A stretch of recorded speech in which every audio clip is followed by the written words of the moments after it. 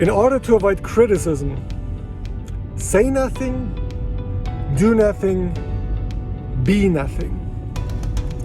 That's a quote associated with the Greek philosopher Aristoteles, but there's no evidence at all that he ever said that.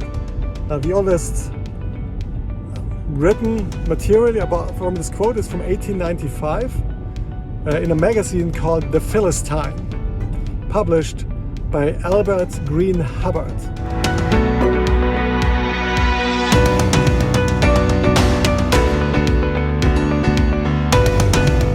And I spent time with a friend this week.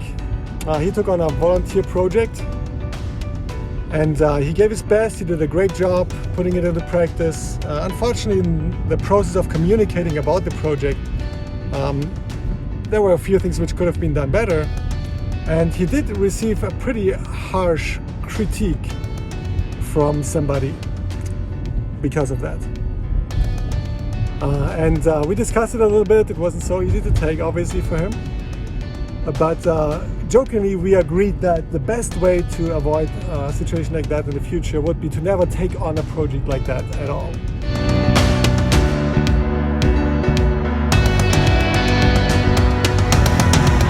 Talking about handling critique. 3 ways to handle critique come to mind.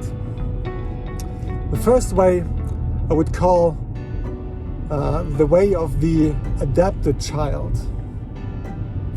It's a way where we have this need to be loved, appreciated, and accepted, and therefore we really take to heart the critique we receive, and we really try to put into practice whatever people tell us in order to please them and feel accepted.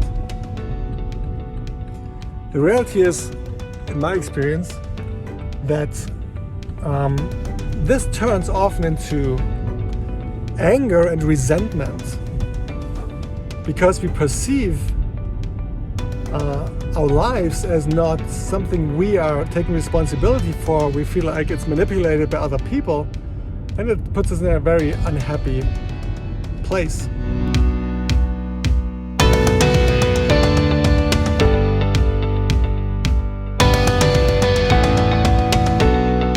The second way to perceive and deal with criticism I would call the way of the rebellious teenager. It's kind of a way where where it's very appealing to you to hear the punchlines of these motivational videos. Just do your thing, don't care what other people think, doesn't matter, it's your life.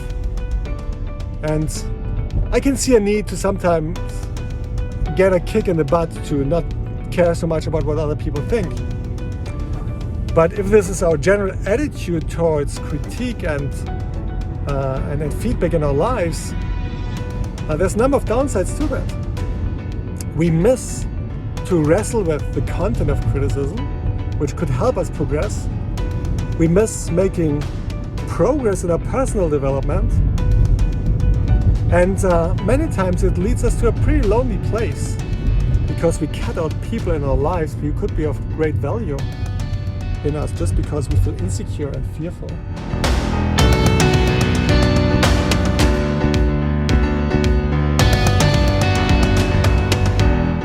Third way to deal with criticism I learned about when I studied, and a professor had the statement where he said, feedback is always positive.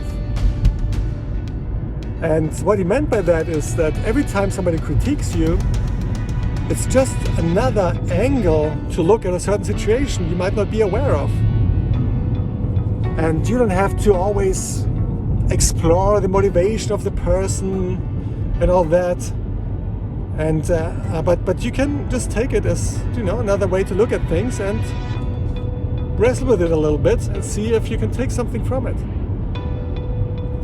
I find it very inspiring and very freeing to see somebody who has this inner freedom and confidence to be able to listen to critique and hear another person out and even ask some more questions, and then still be confident in making your own choices and your own decisions and owning them.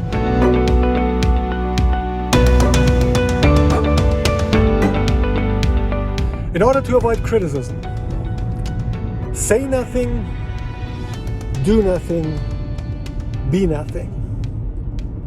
Trying to please people and just avoiding critique at any price, I find very uninspiring and not very helpful.